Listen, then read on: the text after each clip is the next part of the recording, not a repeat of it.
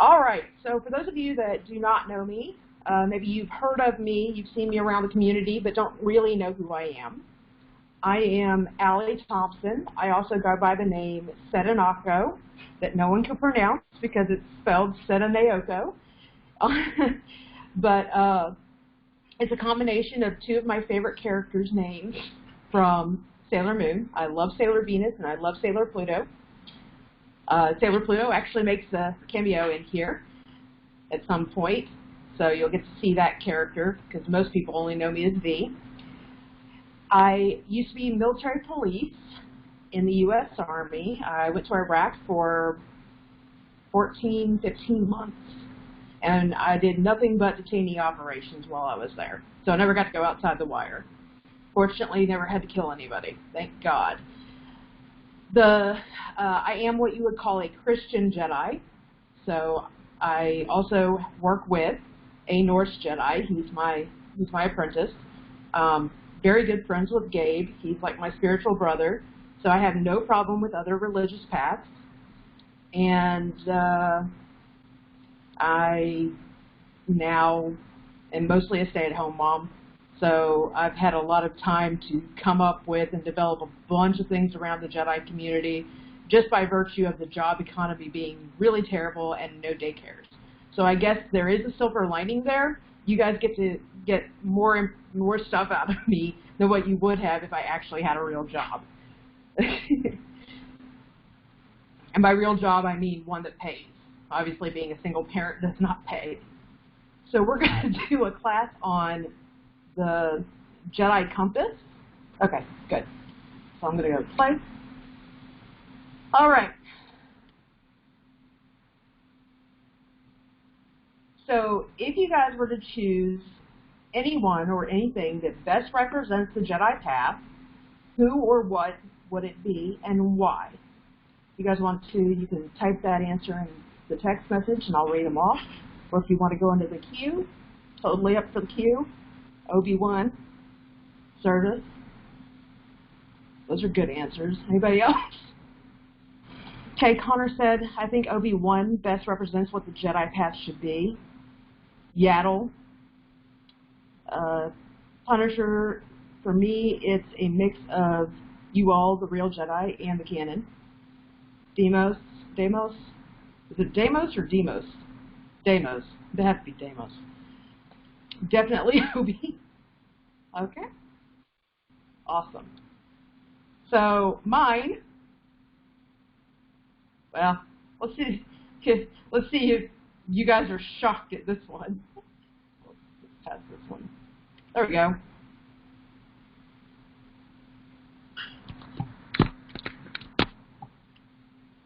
A very large Atlantic hammerhead shark came up over the edge of the reef onto the white sand ridge. I breathed, and when it went to the surface, the shark fell.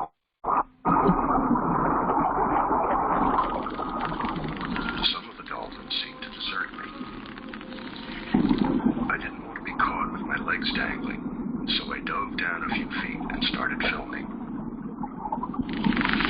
Then the most remarkable thing happened. Here is the footage, exactly as I shot it. Chopper swam under the water, made straight for the shark.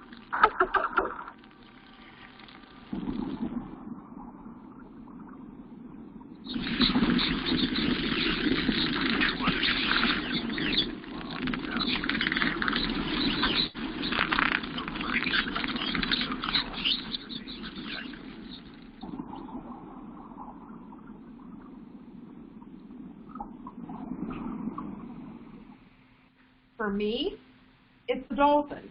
For anybody that was in the class earlier, the dolphin that came to me in my shamanic journey was a striped dolphin, but the ones that were in here are spotted dolphins.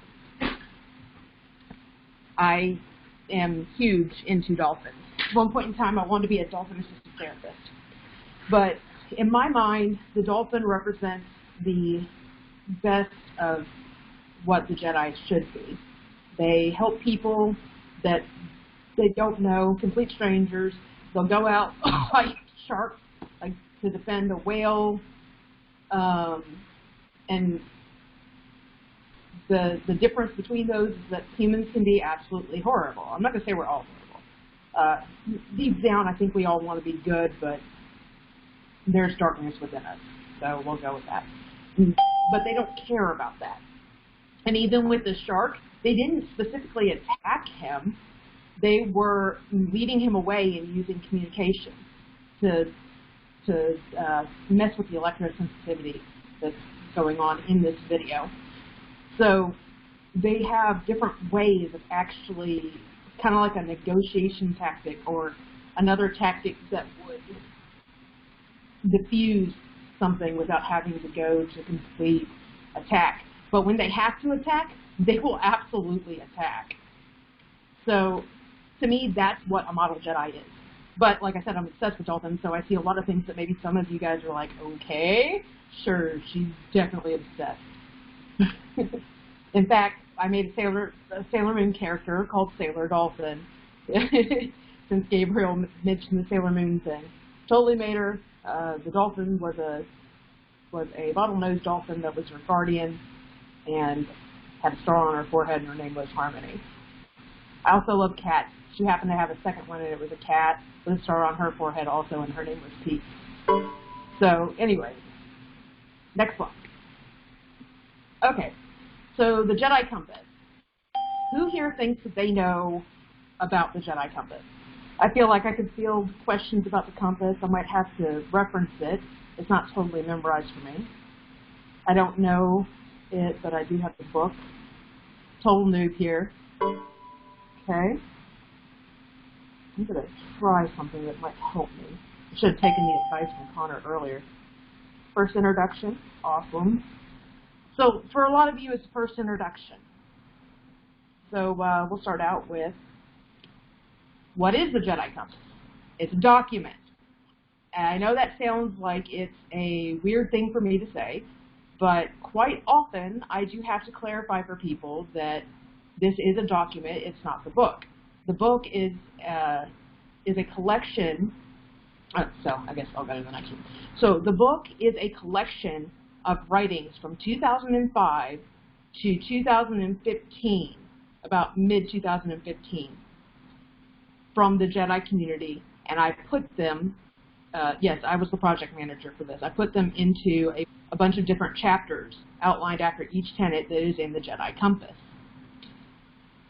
So the Jedi Compass itself is not the book. The book is the expanded reading, things that help you understand better the different tenets, but it's actually the document that you find in the beginning of the book, which is about 16, 17 different tenets.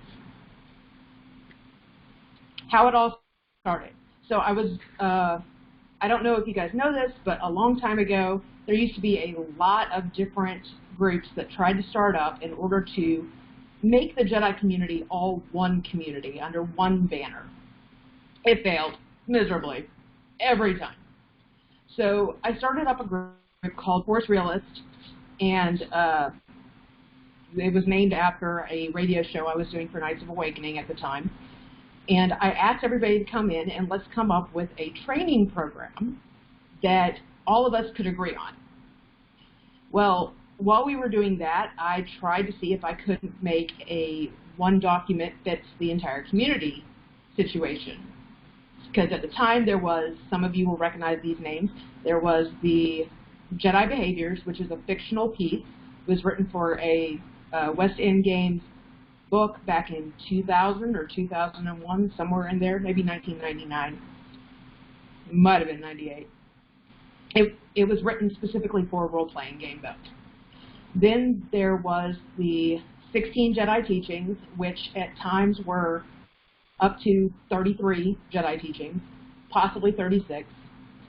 There was the 21 Jedi Maxims, which was written just before the Behaviors was. They were like literally 6 months apart that they were written. That one was written for, I believe, the Jediism way. And then there was the Jedi Circle, which was written by Opie McLeod. And there was another one called the Jedi Jewels, which was written by somebody completely out of the Jedi community, and it was very lengthy. So I had access to all of these, and we were trying to see if we couldn't make one fit the whole group. Well, one of the documents in particular, and I'm not going to call out the document because the person whose document it is happens to still be in the community, and it's undergone revisions various times. It's completely different, or well, not completely different. It's different from what it was back then. So we always trying to see if we can get that particular document to go forward, but people had problems with it. It's written by one person, and that one person is not particularly fond of people writing material for it. All these things came up, and there was a little problem about like how it didn't allow for one thing, or how it completely cut off something that the Jedi community wanted, but they anyways, there were all these different problems with this one particular document, and then no one really wanted to stick with the others. 2 Jedi Orders previous to this took up 2 of those. It was Temple of Jedi Order and Temple of Jedi Force. They had the 16 teachings and the 21 maxims.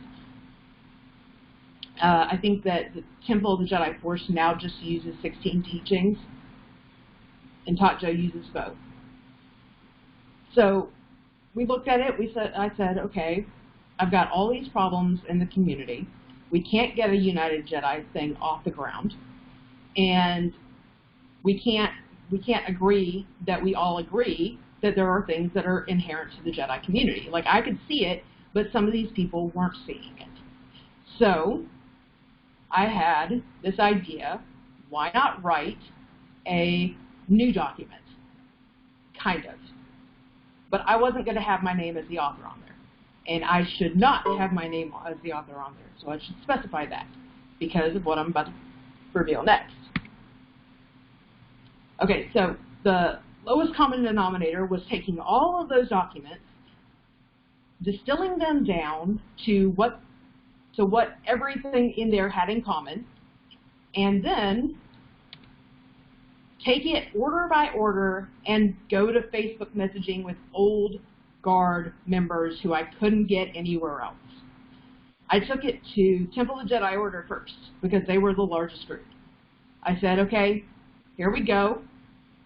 This is the document. I have no name for it right now. I'm going to call it the Jedi Pyramid. What I want to see done, let's look it over, rewrite it, write it with whatever things that you guys think need to be in here. We can take things out. We can add new things if you think that it needs to go in there. This is just the very first rough draft. Let's go with it. So they got in, they looked it over.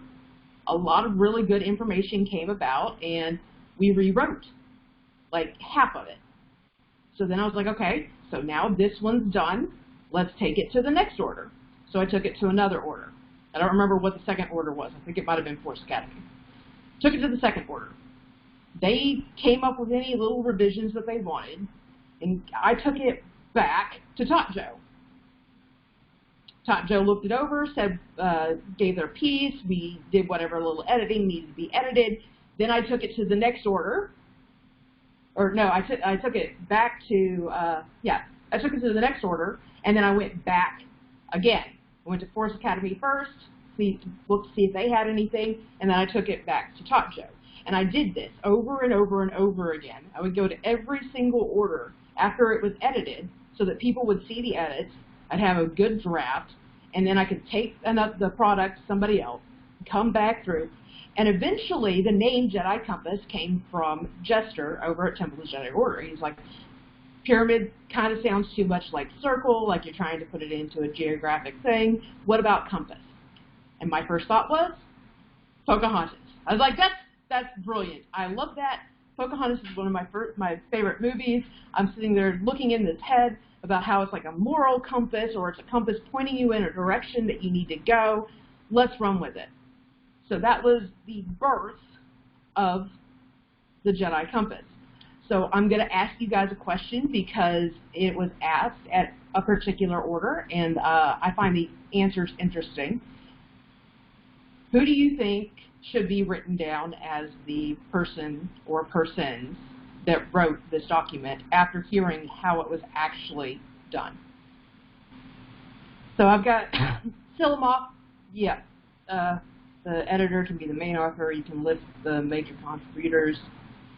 So what I decided was I might have done the legwork, but it can't be my document. There were a number of reasons I said it couldn't be my document. Even if I was the project manager, and even though there were a lot of people that probably could have listed, that list would have been, one, very long, and two, it would have still been a list of people in the community, specific names.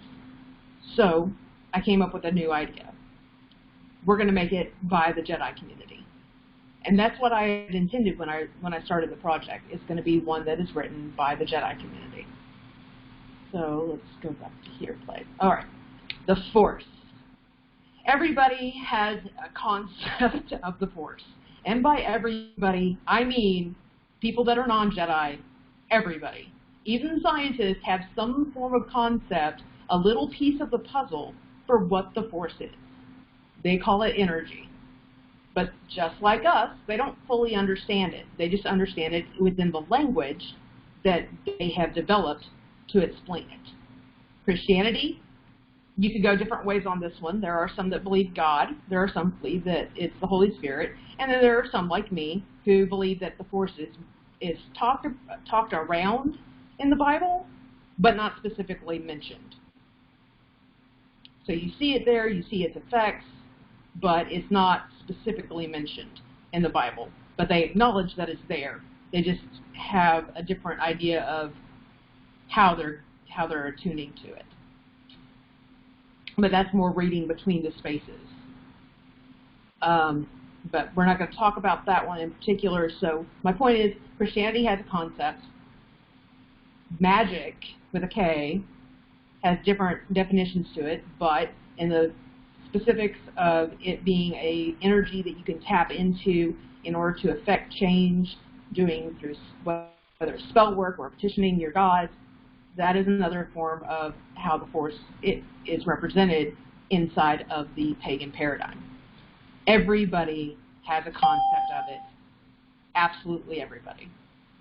They just don't necessarily call it what we call it. The Force is a loosely adapted term to explain something which all cultures agree exists but disagree on exactly what it is. As such, Jedi dedicates themselves to understanding all things within and through the Force. As a rule, no Jedi can lay down in law a concrete definition of the Force for all to follow, only for themselves. So what that means, if you don't agree with the metaphysical side, that's fine. The metaphysical side cannot tell you for a fact that that's what the Force is. There are some people out there that don't believe the Force is a real thing, in the sense of they see it as a metaphor, not as a real thing that you can touch, but it's something that describes how life exists, nothing more. Because of this, we can't tell them that they're wrong. And by actually understanding the Force and looking at it in whatever way that you do, as long as you're actually meditating on what that form is and how that relates to the world around you, you're still going to gain something out of it. Okay, loyalty to the Jedi Code. This one, there are several things within the Jedi behaviors, like loyalty to the Jedi Council, loyalty to the Republic, or similar to those kinds of things. The problem with that is it creates a model which allows for cults, and I'm sure as many of you can probably understand, Jedi community does not need cults. It's just plain and simple, bad idea, let's avoid it. So loyalty to the Jedi Code, which is something that is just a document. It's something that was written by us, or, well, originally by the Star Wars universe, and I'll get into by us. Originally by the Star Wars universe, that we have found value in, and it doesn't tell you to do anything that's really negative in the world. So instead of putting it to loyalty to the councils, which there are various, loyalty to the Republic, I mean, really, not to get into politics, but depending on what way the U.S. goes right now, do you really want to say that you have loyalty to that, especially in the fiction when they go into a rebellion to in order to restore a better republic? It just didn't seem like a good idea, and in part was probably one of the reasons why, in the lore, the Jedi failed. So we have this has a few different variants depending on what order a Jedi attends. A Jedi is bound to the Jedi Code. By maintaining your loyalty to the Jedi Code, you are able to keep your actions in check through the moral integrity of the Jedi path outlined in the Jedi Code. It implies that a Jedi checks, or it implores that a Jedi, I don't know what that word is. Whatever that IMP word is, it's covered up. That a Jedi checks its own version of the Jedi Code against the original Jedi codes, which is the Jedi Code and the Skywalker Code before they adopt it. Now, the reason why both of these codes were included is because some orders took the Jedi Code that we all know and love, seen off here to the left, my left, maybe you're right, and some of them were like, it's just a mantra, it's not really a code. The Skywalker Code's really a code, so we'll say that that's our code. So before they adopt it. Now, I'm going to give you an example here of a code that does this. Those of you who know about my work with Heartland Jedi, I started with them in 2013, and, no, 2012, sorry. We started around 2012 as an offline group, and one day I looked at them and I said, I really don't like either code. They're, if I have to go and explain it to you guys, then, sorry, and it doesn't make any sense, and I have to explain it to you over and over again for you to get it, and then it really accomplish its goal. So how about this? Let's sit down. We'll go line by line and figure out something that says basically what each line in the code says. So I want you guys to look at this and then tell me.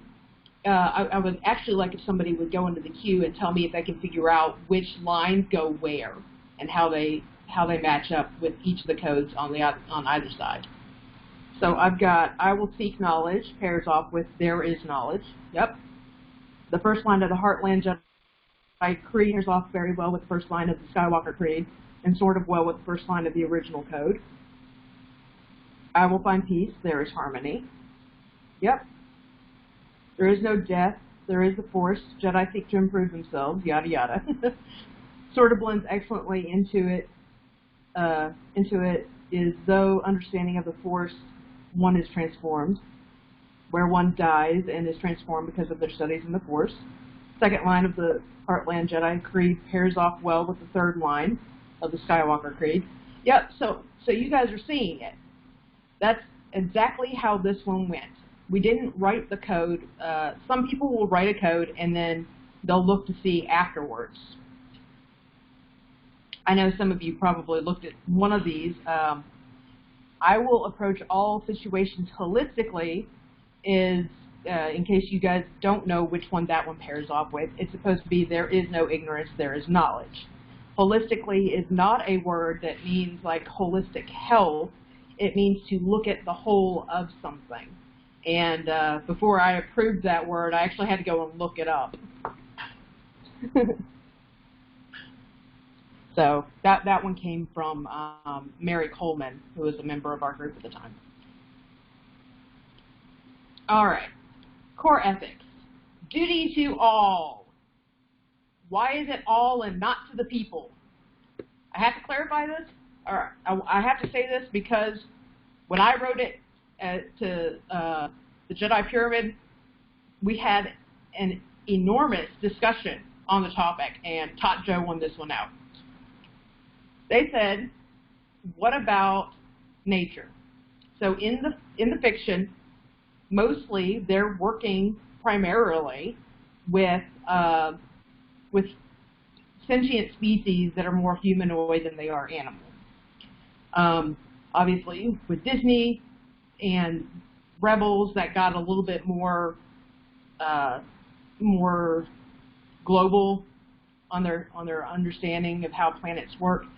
And some people pointed out, well, maybe sometimes you're just not really good with people, and you feel like you want to go and do. And I think the exact example was, I'm going to go and I'm going to help out a wolf reserve.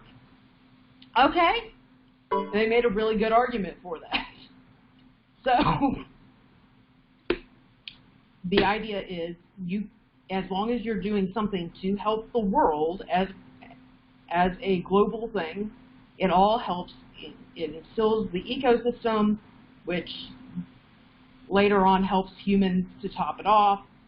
It's all interconnected, and that was the point, that through our studies of the Force, we understand that everything is interconnected. So it became duty to all instead of to the people. A Jedi's mission is to support their community through service. A Jedi is charged with acting objectively when they recognize a situation where someone needs help.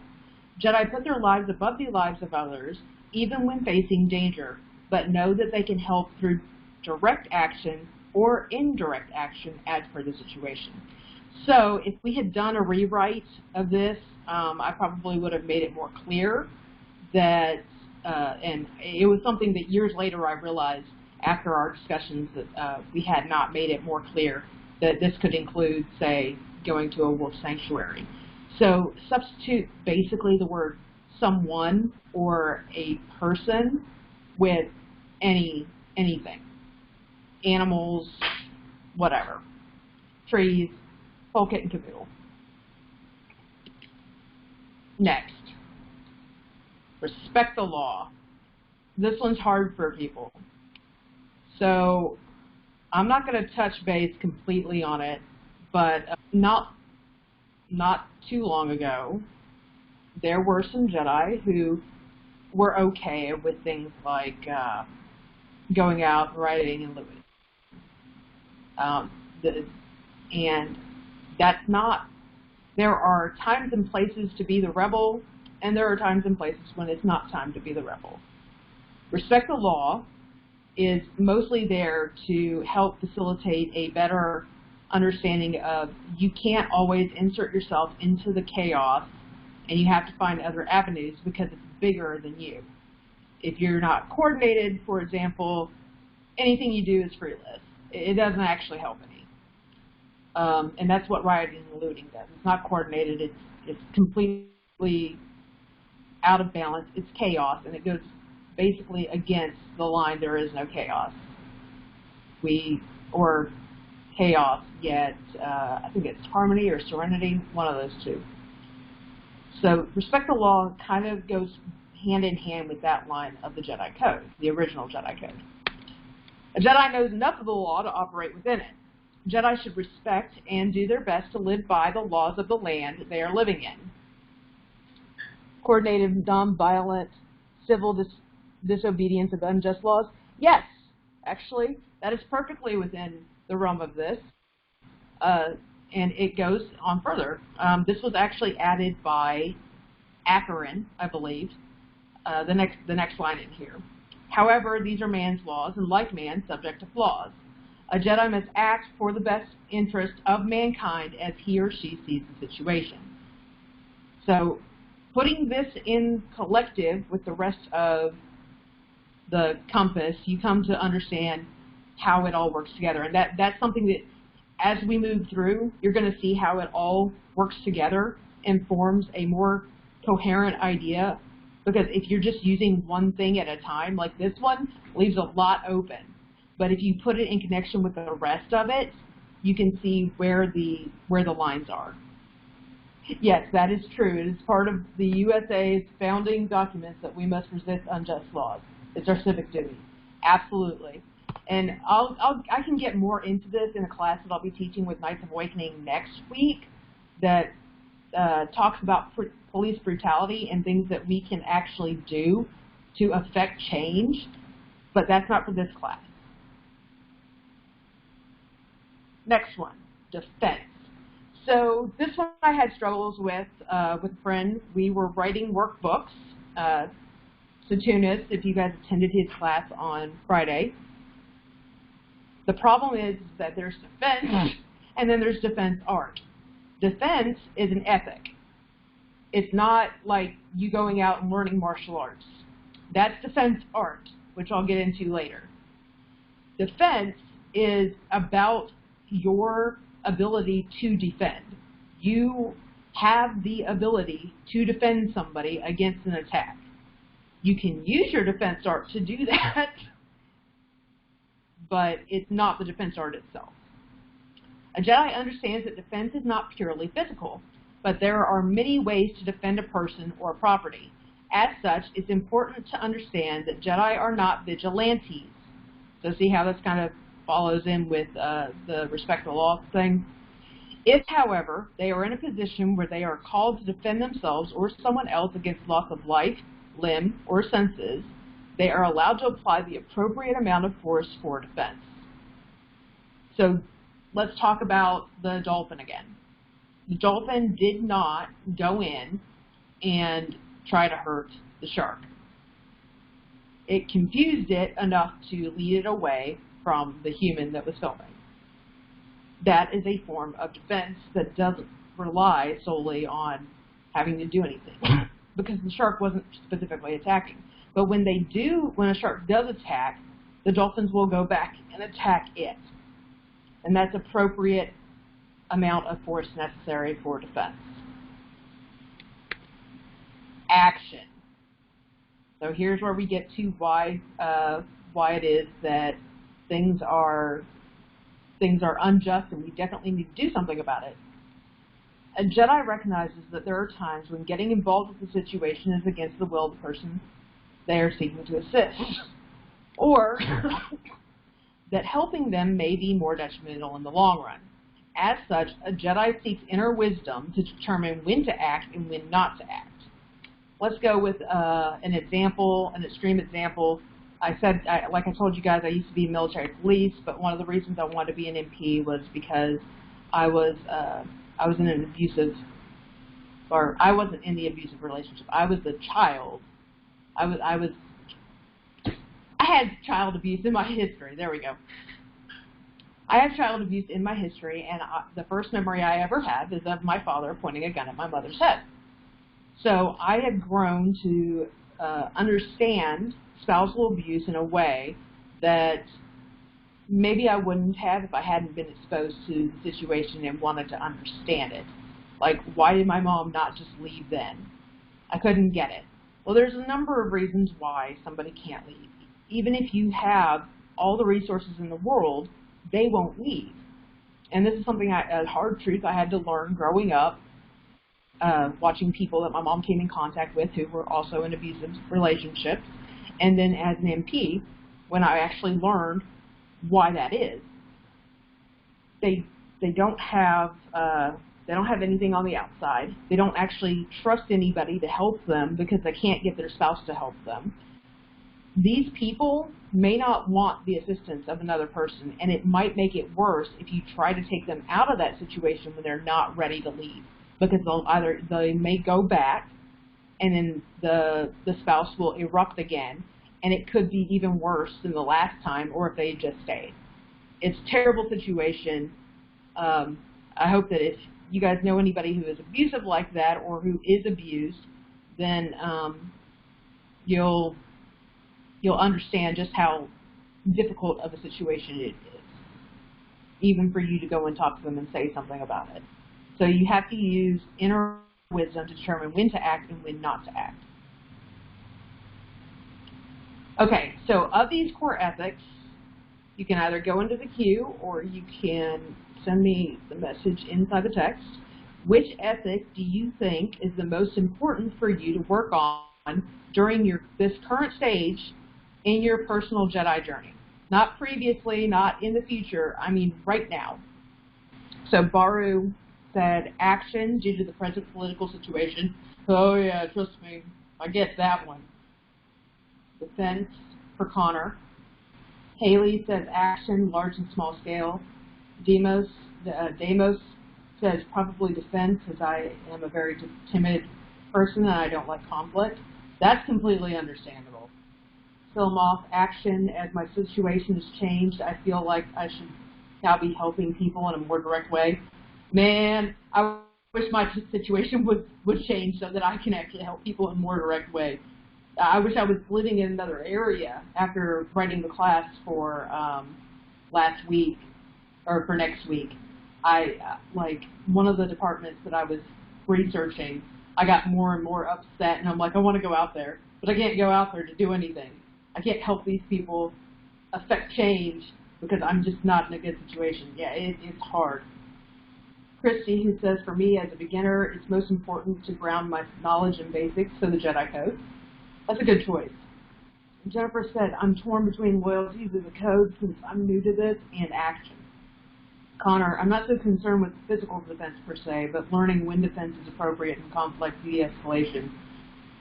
You know, I could think of some police officers that could use that learning. Punisher, all of them. RSAG, RSAG, RSAG, Ari. If you respect the law, times like this make me just want to rage against the machine of injustice, but one must remember the importance of going about it correctly and lawfully. Yep, I'm right there with you. You have no idea how much I was raging the other week. I don't normally cuss, but I called up to somebody that's in this chat room actually, and I was cussing up a storm. He's like, "Oh wow, you're angry." I was like, "Yeah, I'm angry." Lena says, "I'm not a big fan of conflict either. I want to improve on defense." And Veronica says, "Loyalty to the code." All good answers, and it's good that you guys know what it is that you need to work on so that you can do more to focus your energy on what can I do to improve that, and who can I go and talk to. Because maybe you've found a teacher around here that you think exemplifies that concept, and they can work with you. Next slide. Self-awareness. Self-awareness is very important, but it's not just about your personal awareness. It's of like yourself. Like everybody's like, oh, know thyself, know thyself. There are two different sections inside of self-awareness. So you see the Oracle of Delphi off to the left, and that inscribed up on their up on top was know thyself. It's in a Paulinian temple. So interior. A Jedi works to become aware of their emotions and things which make them tick. They learn their flaws and strengths, seeking to reconcile a life with those flaws which they cannot change and the strengths they have been blessed with. In this, a Jedi must be constantly looking inward for their motivations, their directions, what moves them, and why they allow it to do so. Who here thinks that they can pinpoint which part of the Jedi Code this works best with? We're talking about the regular Jedi Code, the traditional 5-line. There are no emotions, there is peace. Absolutely, Baru. That's exactly the one. That's how we're able to use all of our ethics or become aware of how those ethics should be applied. So your self-awareness of your emotions and how those are constantly motivating you to do different things. Are you doing something from a state of anger because there's nothing else that you can do? I mean, people have to know that. I would say either the first line or perhaps there is no passion, there is serenity. You know what? That's a good one. That's a good one too, Demos. So all of this, you know, I didn't even really think about that one, but that's a really good one. I usually just equate it to the first line. That's a good one. Thank you. So we're constantly having to figure that out, and then when we figure that out, we can start moving forward and actually apply the ethics that are listed previous to self-awareness. Next. Okay, so Solomon says, I could also see this tying into the second line, there is no ignorance, there is knowledge. No external ignorance, or not external ignorance, knowledge, but internal Knowing yourself. Yep. Okay. Exterior. So if you see on my picture over here, both of them are looking at each other, and one's like, wow, she's covered from head to toe, and the other one's like, she has no covering. And they're both like, oh, what a cruel male-dominated culture. Okay, so, yeah, people don't really understand that these are not necessarily about the males. Sometimes it is, sometimes it's not. But in this picture, clearly, these two are very much about whatever it is that they have. So the one that's covered from head to toe is doing this in submission to God, Allah. And the other one is doing it because she likes to flaunt her body. At least that's what's implied from the picture. So exterior, how people perceive you. The reason I chose this one is because knowing how they perceive you can start a conversation. And furthermore, it can allow you an opportunity to better figure out how to open up conversations. So, like, if you were to go, if I were to go to the Middle East, and I wanted to talk with people, because I don't know, I have some sort of mission out there. Not that I'm Special Forces, but let's just say that for some odd reason I got teamed up with the Special Forces, and as a woman, I needed to go in and talk to people. I couldn't do it like the girl on the left. Absolutely would not be a thing. I would have to dress very similar to the girl on the right in order to get them to communicate with me, because the perception of who I am and the lack or adherence to respect for the people I'm talking to is important. Let's go further, though. It's important that a Jedi be aware of the person they present to those around them, and how that will affect the dynamic of the groups that they find themselves in. How one's presence is received will determine whether or not this next steps will be met with hostility or acceptance. This is also true of how the Jedi community operates. If people are looking at you as a terrible example of what the Jedi are, it might take 20 of us to prove that we're not that one person. Obviously, the Christian community, for example, like I said, I am Christian, so it's easier for me to speak about that. I'm not trying to push people towards any religion. Christianity has the problem of the Westboro Baptist Church. They're not the only vocal group, though, that's out there screaming hate. It's a lot harder for the rest of the Christian community that either really does show what Christ's love is or doesn't care, and you'll find that, to prove that it's not the same as what Westboro Baptist Church presents, especially when you've got other very similar churches doing the same thing. That's what happens in our Jedi community, and we're smaller, much smaller. So we're stuck having to deal with this exterior layer, how we present ourselves. Next. Virtues. Tolerance. So Jackie, and this one always gets to me because I did this and then I was never able to get around to correcting it. And it was years later, and there was like no point at that point. And I hope that she has it written somewhere. She wrote up this beautiful lecture for the Jedi Compass book. Like, it was specifically written to go into the Jedi Compass book. And then my failure was I didn't put it in there, because I had all this other stuff, and I put them all in, and I thought I had it in there, and then weeks later I realized, or maybe it was about a year later, I realized I'd forgotten to put one of the best articles that would have been in that book. She put tolerance is supposed to be the step to get to what the real Jedi value is, that virtue is, acceptance. It was great, but tolerance is the base level of what a Jedi strives for. We hope that you get to acceptance, though.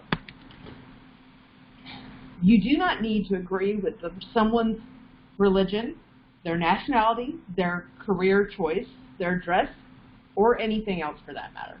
Tolerance is not about agreement. It's about showing respect for the freedom of a person's choices and to respect their choices until it reaches a point which a reasonable person would consider the individual's actions as a or an emotional, spiritual, financially, and or physically abusive threat to you or another person. So what this means, if you're seeing somebody get bullied, they've crossed the line. You no longer have to tolerate them. Okay, I'll see you later. I hope that your friend gets the help that they need, Karen. So, if someone's being abusive, if they're financially taking money from someone that doesn't need to have their money taken away, I actually know somebody who was in a recent situation where someone was trying to scam them. Those things are all, the line is drawn right here. You don't go any further than this line. Once you cross it, I don't have to tolerate you anymore. So that's also where we can go in and we can say, okay, so there are unjust laws, back to respect the law, and I relate a lot to respect the law. Like I said, used to be an MP. There's a line where if an unjust law is going on, you can say, I don't have to tolerate that, and you can actively fight against it within reason. Demos says, I always find myself quoting the Wiccan pagan phrase, if it harms none, do what you will. Yep, that's a good one. Okay, so I told you Sailor Pluto was going to show up in here. She is right here. Responsibility. She is, in my opinion, the embodiment of responsibility. She guards the gate of time, and she's not supposed to leave it. So I put her down as the picture. I was just going through and fielding a bunch of pictures, and I thought, oh, there we go, I can put Sailor Pluto in here. Anyways, responsibility. Responsibility is at the heart of learning to overcome our problems. A Jedi should be held responsible for all of their actions. Without it, we cannot grow, we cannot help others, and we cannot justify why we are to be taken seriously. So, there was Keith did his class on criticism and how people don't like taking criticism, but as responsible people, we have to take that criticism. So I'll go on record. Some of you at Tot Show or at Force Academy might have noticed. There was something that I had said at one point in time about 2017, and it wasn't long after that I quickly changed my heart, but I forgot that I had even written this. Well, my friend, William Cady, came to me and he said, hey, you should know you wrote this. And I'm looking at it and I'm like, what? What are you talking about? And I didn't even remember it. I went to go back and I looked at it, and I realized how horrible of a person that was that wrote that. And I had a responsibility to make amends for that. Man, I'll tell you what, this was hard because I was sitting there and I'm like, man, I don't even really want to write about how this is going because I don't want to dredge back up these emotions of how horrible I am. But I wrote a piece for it anyway, and if you guys want to see what that piece was, I have it up on FA. I can send you guys a link to it when this is all done. Just let me know somewhere, and I'll post it on like Discord or something if you guys are actually interested in reading it. But we have to be responsible for who we were and to make amends for that. Not because we're politicians, but because we can't grow. We can't even see how we grew if we don't take responsibility for what we've done, whether it was in the recent past or in somewhat distant past or even further past. It's not about that. It's because we're Jedi. Discipline. So I picked this picture over here. Some of these I'll tell you why I picked the picture. Because although it's a very simple trick, it takes a lot of discipline to make sure that you maintain the balance on this plate that's on this stick here and not reveal to anybody exactly how it's supposed to work. So discipline. In order to walk the Jedi path, you need to live by your training and by the philosophy. It is your responsibility to continue your growth throughout the rest of your life, even while you are training with a mentor or taking a course at an order. It is discipline that will get you through to your knighthood and beyond. Now, I know some of you aren't really looking for the knighthood thing, but the beyond is probably more important than the knighthood part. And even at that, you can be recognized by people as being a knight without officially getting the title. So it's something that you should at least strive for to show that you have that demeanor. Baru says, one of the most important virtues because it backs all the other virtues. Absolutely. I agree. Next. The line in the sand. Fortitude. So this one could have been, courage. Courage was originally a word that we had considered, but fortitude seemed like it had a bigger umph to it. Fortitude is, I'm going to defend this line, and I'm not going to back down from it. I'm going to move forward, press forward when I need to. I'm not going to back, but I'm not going to let anything come past this line. This line is as far as I will go back. It's just like tolerance. You don't step over the line or step behind the line. You defend it. Fortitude is the emotional strength and conviction to press forward in any given situation which poses an internal or external adversity. Developing fortitude allows a Jedi to show that they are not willing to give up until they have drawn their last breath. Integrity. This is one of my favorites. When you think of integrity, like in a physical, scientific sense, it's where you're like, you can punch at a glass, and whatever it takes to break that glass, that's integrity. You want to be the bulletproof glass. You don't want to be the glass that's so thin that if I just barely tap you, you're, well, okay, maybe I won't find glasses that thin. But barely punch you, you just break. So how do we build our integrity? A Jedi seeks to maintain their integrity to the Jedi code at all times. A Jedi should hold themselves to a high standard, knowing that what they do when no one is looking is just as important as what they do when people are looking. Okay, so here's the thing about this. When you do something in private, we all think that does not hurt anybody. It's not something that anyone's going to see. It doesn't matter if we do it. You're wrong.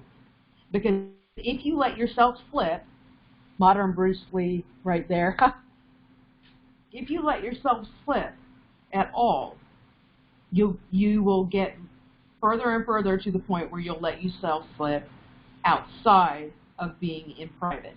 It starts within yourself. It goes right back to discipline. You can't give yourself an inch, because if you give yourself an inch, it'll give you a foot. And when you recognize that, you gotta go back and fix it. So there's that. Some things, maybe you smoked something that you weren't supposed to smoke because you're trying to get healthy.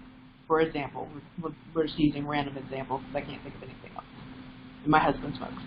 So if you're trying to stop smoking and you take a hit from a cigarette, then it's going to make it easier for you to take the hit from the next cigarette. It's just the same as with any other action that you do.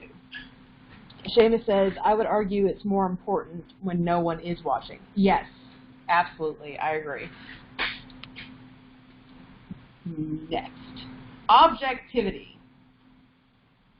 So you got the tree over here, it's an apple tree. The objective reality is that it's an apple tree. Somebody sees the tree, another person just sees the apples, and someone else is like, money, money, money. Those are all subjective interpretations, but the objective reality of what it is it's a tree. You can get a number of things off of it, but it's just a tree, or it's a tree first and foremost. It's an apple tree. Okay, so a Jedi trains themselves to gain as much relevant information. Sometimes information is irrelevant, and as a former MP, I can tell you there's definitely times when I got information and I'm like, I didn't care, that has no bearing. So all the relevant information as possible before drawing their conclusions. Once intelligence has been collected, they approach the problem with as little cultural and emotional bias, obviously you're always going to have some, as possible, so that they are able to develop a decision on their next action or inaction. I call this flexible mind, yes. And then Ari says discipline is private is discipline, or discipline in private is discipline in all aspects. There we go. All right. Excellent. Of the 6 Jedi virtues, or which of the 6 Jedi virtues do you struggle with the most? Veronica said discipline. Baru says discipline, doing my daily practice. Discipline. I got 3 disciplines, 4 disciplines. Can I get a 5th discipline? Fortitude. Connor says fortitude. 5th discipline. So easy to let things throw me off. I got integrity, as I'm admittedly very easy to guilt trip per se. Well, since I wasn't here for half of them, discipline. Not sure that's the best way to explain it from the same person who said integrity. These days, discipline and integrity, especially commitments made to myself, all of them. I'm going to go on the record and say tolerance is my biggest one right now because of the current political situation. Like, there are times that I want to go after people because they say something, and I'm having to bite my tongue. I did it a lot more during the 2016 election when I saw a lot of other things regarding like police brutality and things like that, and I got more into, I let myself go. So actually, I guess discipline was part of that. It wasn't just tolerance. I let myself go, and I lacked in the tolerance area because I lacked in the discipline area. So, got another discipline. It's easy to give into, being less than I deserve to be. Another one says discipline, great at making plans, not so great at following them. All right, next slide. Aggression, overcome section. Aggression. There are 3 in this section. To build on the Jedi virtues, a Jedi must keep themselves open to the world. Through the misuse of aggression, they miss out on opportunities to further their cause. So going back to my respect the law example, misuse of aggressive tactics like looting and rioting doesn't work.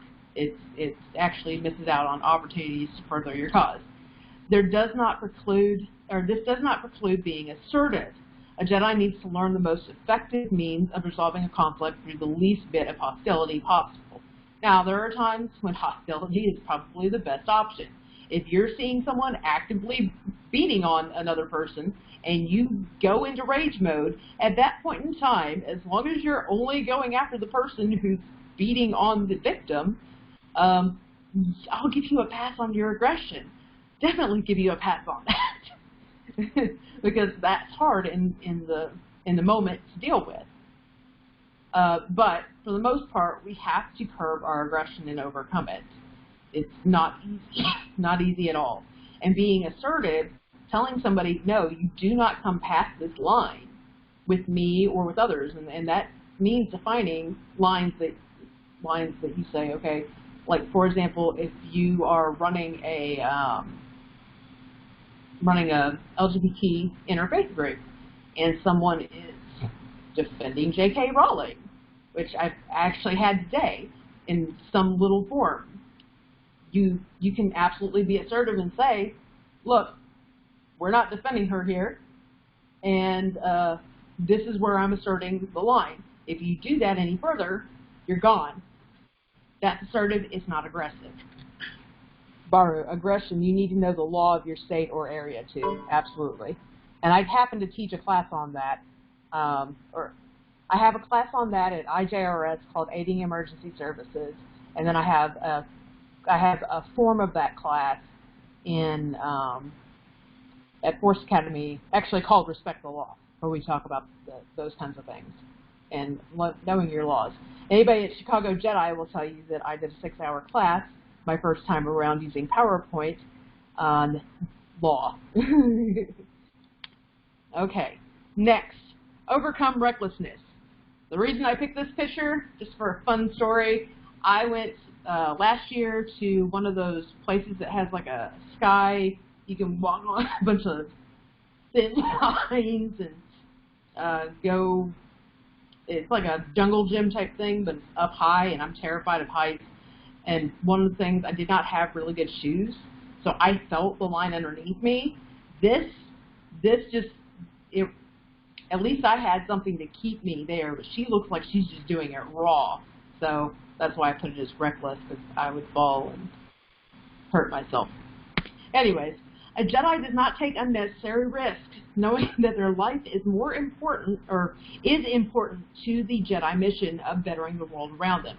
In overcoming recklessness, a Jedi acknowledges and is mindful of how small the impact is perceived to have on others or themselves. So this is not just about doing something where you're going to get yourself hurt.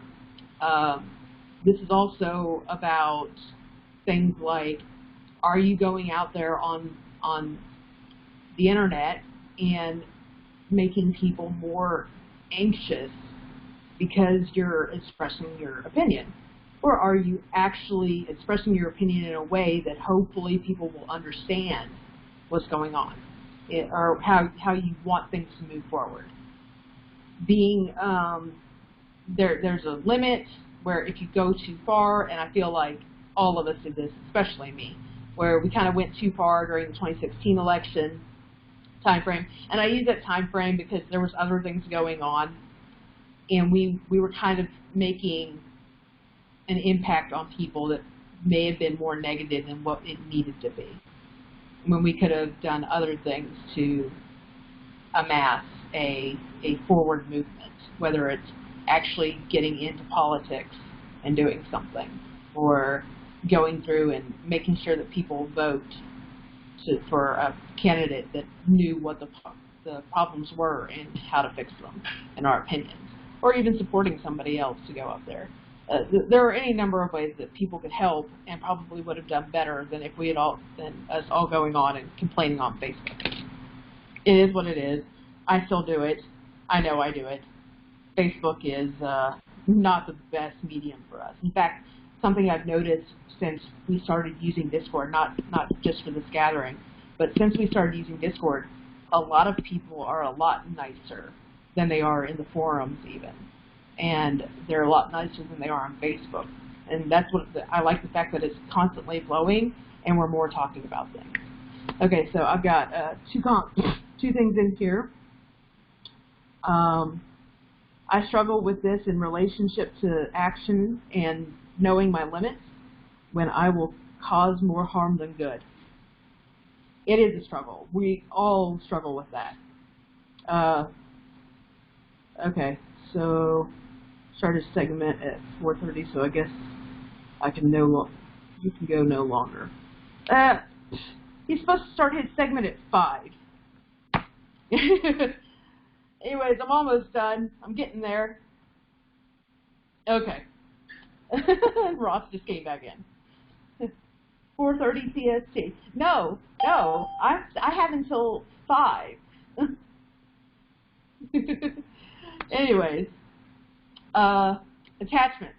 Okay, so there was a character I wrote called Mark Bryant, and the character had an unhealthy attachment to his car. I know a real person who had an unhealthy attachment to his Ford Lightning, which is in the picture to the left. Very unhealthy. Not all attachments are unhealthy. Some are very unhealthy. So, 4:30 CST. Oh, so I have, okay, I understand now. So I actually have another hour. Haha, gotcha. I was seeing it from my time. I was like, I don't have just 10 minutes. Okay. Attachments. Overcoming your attachments is not about getting rid of all your possessions or even denouncing your family. Star Wars. Instead, this is about forward movement. In overcoming and or subjecting your attachments, you are acknowledging what value these things have to you And you recognize that there comes a time when you should no longer fight for your attachments and you must let them go. For a Jedi, overcoming attachments can extend to bad habits, unhealthy obsessions, and connections to people that make us less than who we are and who we want to be. So I've got one who said, an unhealthy attachment is coincidentally what brought me to Tatjo, Temple of the Jedi Order, loosely admittedly. I think that there are quite a few people that actually come in because of their attachment problems. And that's what makes the Overcome section so great. Like, I think we can all relate to it on some level if we really think about it. On each one, the characters that we were developing, when it has the flaw in there, you're actually supposed to pick an attachment or attachments, recklessness, or aggression. So I've got another one. It says, on a related note, I see minimalism as part of my path. Not extreme, but what do I need versus what do I want? Want versus need. Yes, Seamus, that's definitely important for us to understand.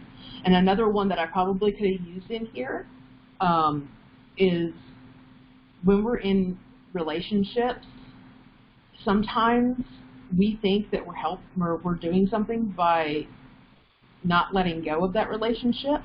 So I could have put like the hand with the rope being pulled, and it hurts more if you keep holding on to it, but if you let it go, it doesn't hurt anymore, and it'll just go wherever it's going to go. Those kinds of attachments, which is very much the problem that Anakin had. He had an unhealthy attachment to Padme and didn't understand how to let go of them. We're not going to get into the whole Yoda quote, except that he wasn't wrong, and I feel that Yoda could have done better. But that's just me, especially if he's supposed to be the Grand Master. But we're not getting into my Yoda is Sith theory for this episode. Overcome. For those of you who have had formal training or formal training either by a training program at one of the training orders or during an apprenticeship, which of the areas do you feel the program instructor something best, and which do you taught best? There we go. I'll just say taught best. And which do you feel could have been better addressed? Connor says, I have had teachers completely miss the boat on overcome attachment. Okay.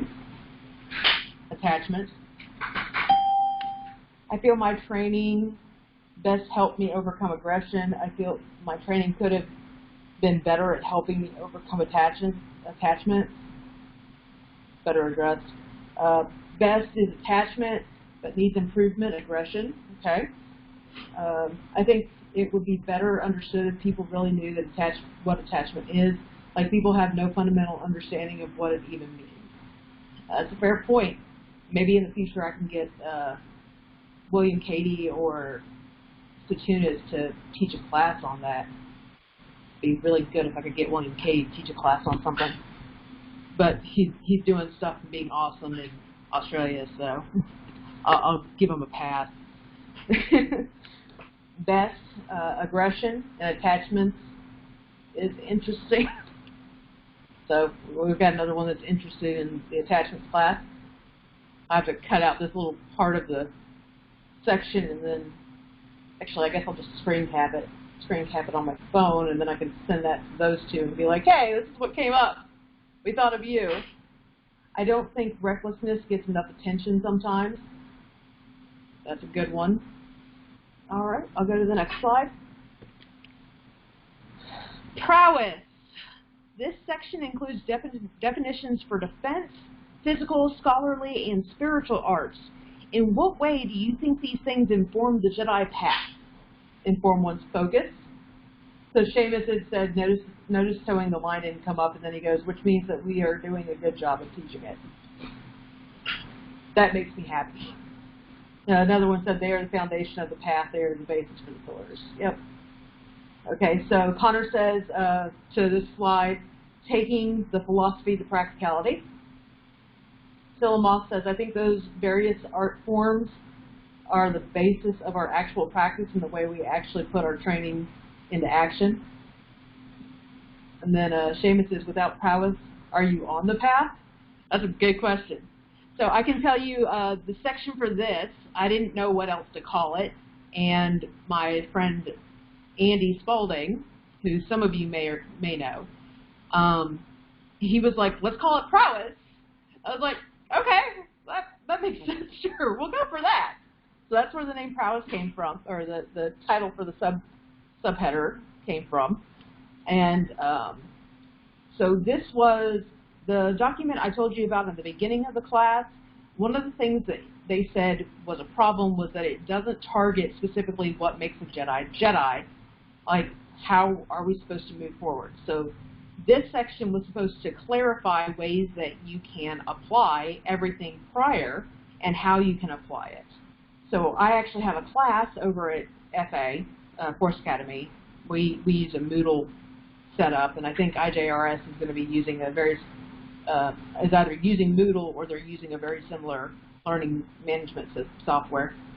But we have a class that goes more in depth onto this subject and explores how you can use these things more practically. But let's start out. So the first one, defense arts. A defense art is not necessarily physical in nature. It can be, though, through speech, writing, diplomacy, art, or a number of other options which lead to active method of curing the world of oppression. Like many of the other disciplines, you may find that your defense art is the same as another art, either physically, scholarly, or spiritual.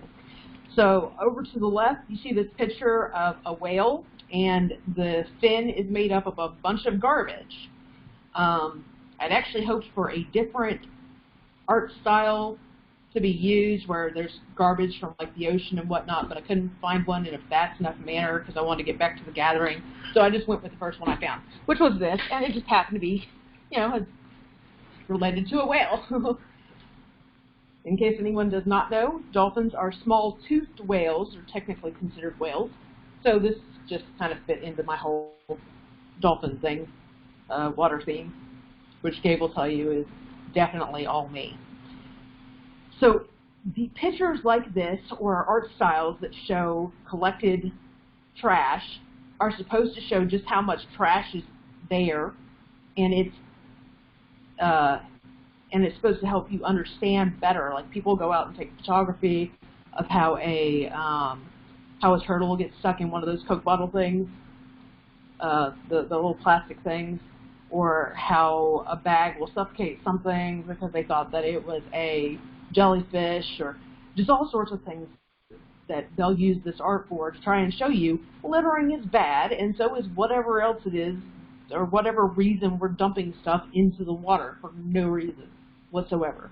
That if you guys are actually following what's going on in ocean conservation, there's like this huge amass, like it's its own floating island of trash because of the way that the currents all work. We could get rid of that.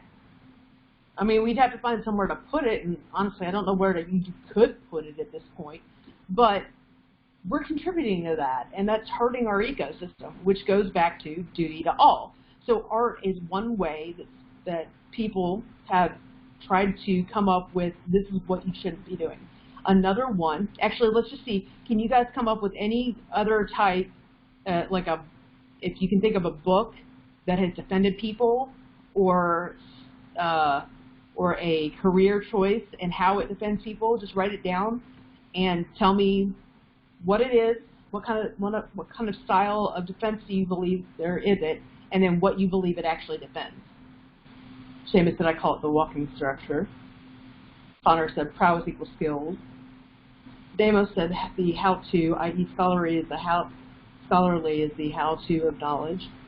Connor said, and I think it's important that Jedi are skilled, quote-unquote, practitioners of the path. Seamus, if you have your lightsaber, you have already lost many opportunities. Yeah, if you have to light your saber, got you. Okay, so Jennifer came up with the book nickeled and dimed, defends the poor in America. There you go. Tillamook, Martin Luther King Jr.'s letter from the Birmingham jail, defends civil rights and peaceful protesting. Absolutely. Christie said, writing letters to the editor to bring a local injustice in our community conversation. Yep. Baru, movies that can inspire and encourage people to take action. And yeah, we're seeing a lot of that right now. We are using films in order to progress people to understand, hey, you shouldn't be unkind to these different groups of people, like members of the LGBT community, people bringing in more black actors, that they're equally represented. Someone said that they didn't like nickeled and dimed. There was way too much bias. When Women Rose Rooted, I guess is another book, person who originally wrote Nickeled and Dimed said it was absolutely biased but eye-opening if you haven't been in those situations. Seamus said social workers defending individual sovereignty. Absolutely. The jungle with the meat industry. Yep. Talks about connection and defending cultural identity. Yep. How to be anti-racist is an important book. I got 5 stars to Connor's How to be Anti-Racist. And then movies and books like the Freedom Riders. Oh, somebody's a Freedom Riders fan. I love that book, and I think that I love the book and the movie, and I think that that should be a part of every American education program, but convincing everybody of that would probably be impossible. But yes, absolutely. Oh, really? That's a good movie. I love that movie. Anybody that's on here, you should watch Freedom Riders if you haven't. Okay, next slide. Physical art. So, physical art, well, I'll just read it. A Jedi should seek a physical art within their capabilities, which keeps them in shape and focuses on maintaining discipline for their body. Part of the physical art, there's so many typos in this. Not really typos, but bad grammar problems I made. Part of the physical art, which can be observed by all Jedi regardless of their mobility, is health. A Jedi should eat right and maintain their health to the best of their ability. So this kind of comes from a conversation that was had a long time ago, and I think Opie might have been the one that made the comment first. He had this thing where he would say, do you believe that a paraplegic could become a Jedi? And he would point out that as long as you're maintaining the philosophy or doing this, then yeah, you absolutely can. So in theory, or maybe it was Charles, maybe it was both of them. I know Charles specifically uses Stephen Hawking, and he's like, Stephen Hawking's not a Jedi, but I believe that there is a way that he could figure out how to be one, even though he's completely not able to do anything. But Opie's specifically was, as long as he's attending and doing things like physical therapy, the paraplegic is, and they're working on trying to get back up, then that shows that they're working, they're actively working on being a, okay, so Seamus is like, yeah, that was definitely Opie. As long as they're working towards getting to a point where they could, even if they don't achieve it, they're still working towards it. So whatever physical activity that your doctor says you can do and you can maintain your health, go for it. There is a reason why this is important. Because Jedi have to be able, whatever capacity they are. So let's say that Stephen Hawking decided that instead of doing physics, he was going to be a defense lawyer, right? Well, he needs to be able to do whatever he can to stay alive long enough to be able to accomplish being a good defense lawyer, especially if he's the best. You know? So that would be his defense art, being a good defense lawyer, and his physical art would keep him healthy. If that means that that he can't get into physical therapy for anything, okay, fine, that makes sense. But he should be able to at least eat healthy and do whatever it takes to keep himself in tip-top, in whatever is the best he can be, so that he can continue doing his Jedi mission. That is why the physical art is important. So again, one, it's important to make the distinction between maintaining existing ability and fighting for more that may not be possible. Absolutely. Seamus says, striving to be the best form we can. Ari comes back and says, the goal of the Jedi is to help others, and if one cannot help themselves, they can't be expected to help others. Absolutely. We strive to become the most excellent tool for the Force to enact its will into the physical world. Yep, definitely. So you guys totally get this one. This is not really about making sure that you can go out and everybody can run a marathon. Maybe I could. I don't have the time to run a marathon. I don't have anybody to watch my kid in order to run a marathon. But if that was something that I could do, it would help me with my health a great deal. So maintaining my physical health by nutrition and physical fitness. I don't teach physical fitness over at Force Academy. This one is actually the only real art that we don't we don't really require arts. The arts in our training program. That's something that you do with your mentor and or health physician in the case of physical art. But we do teach a nutrition class. So there's that, which is optional. You don't have to take it, but you can. Scholarly art. This one should be pretty self-explanatory. A Jedi should seek out skills that provide benefit to them and the people around them. The search for knowledge is fundamental to the Jedi, as one never starts learning, seeking knowledge or bettering their skills. I'm going to go further on this one. It shouldn't be randomfacts.com. My husband and I know a bunch of random facts. I can identify nearly every dolphin when I see it. Or at least if I have something, I can go and I can look at the patterns. Just what it is. But I don't work with dolphins. I wanted to. I was going to be a dolphin assistant therapist. I couldn't find out how to get there. There's no real certification for it, and you have to kind of already be in the business. My military career kind of messed that one up, but whatever. Point is that it's useless knowledge. It's not going to help me, and it's not going to help any of you unless one of you wants to be a dolphin, some sort of setologist, which is the study of dolphins. Having random facts, not good. But if you have it to apply, so like I teach Jedi mysticism. I don't just teach it though. In Heartland Jedi, I actively work with my students and the members as a mystic. So I have to know how to do things like ceremonial magic, even though magic's, it's just a term, it's not really magic. Ceremonies. I have to know how to do ritual and ceremony in order to get them to a point where they can immerse themselves in the meditation that I'm going to be putting them under, whether it's through the labyrinth or whatever.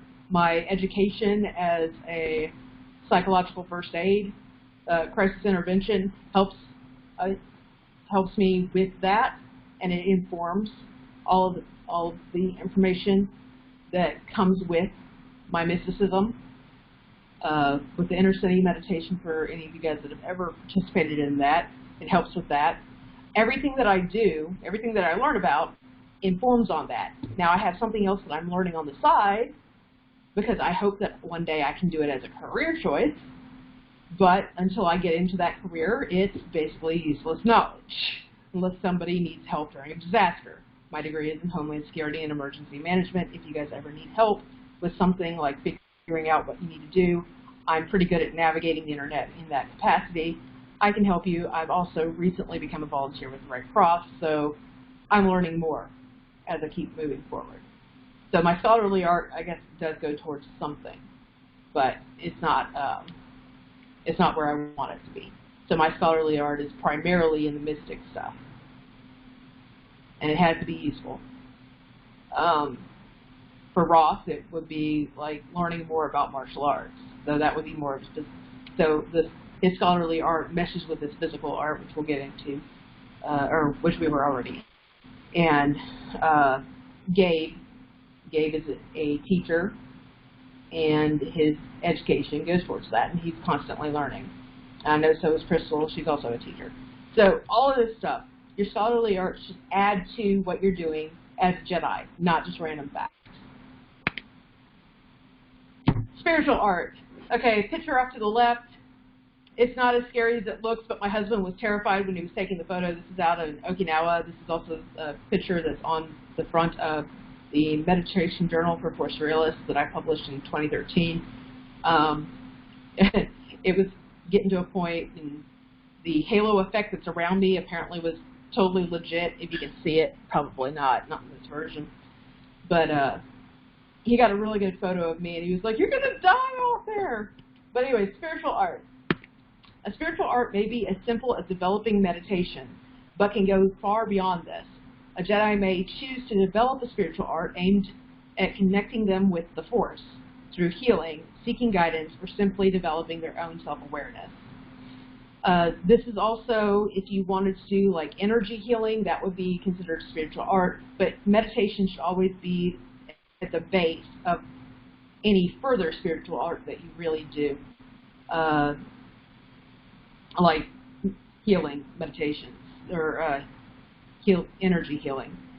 But seeking guidance, so my definition of meditation, I think, may be different than Connor's from what he was teaching in Advanced Mindfulness, because he mentioned certain like sports, they're solitary and whatnot.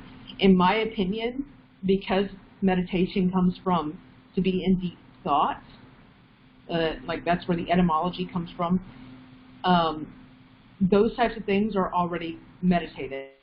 You can do active physical meditations, like Tai Chi is a meditative form. If you're out golfing, it's a meditative form. It might not be mindfulness meditation, but it is, in my opinion, meditation. So that when I say developing meditation, I'm not talking about a specific form of meditation. I'm talking about the generalized word of what meditation means, in my opinion. Other people might take this and interpret it differently. Does anybody have seeking clarification? Is the concept behind prowess that a Jedi pursue in art in each category or focus on one? So you can, you should cultivate all of them into your life, but have a major focus on one. So your scholarly art, like if you are doing spiritual art, that's what mysticism would be for me, is it's the spiritual art. But it's informed by my scholarly pursuits, or my scholarly pursuits inform my spiritual art. So you can focus on one, but you need to have something that deals with the other three. Okay, so let's see what we've got here for conversations.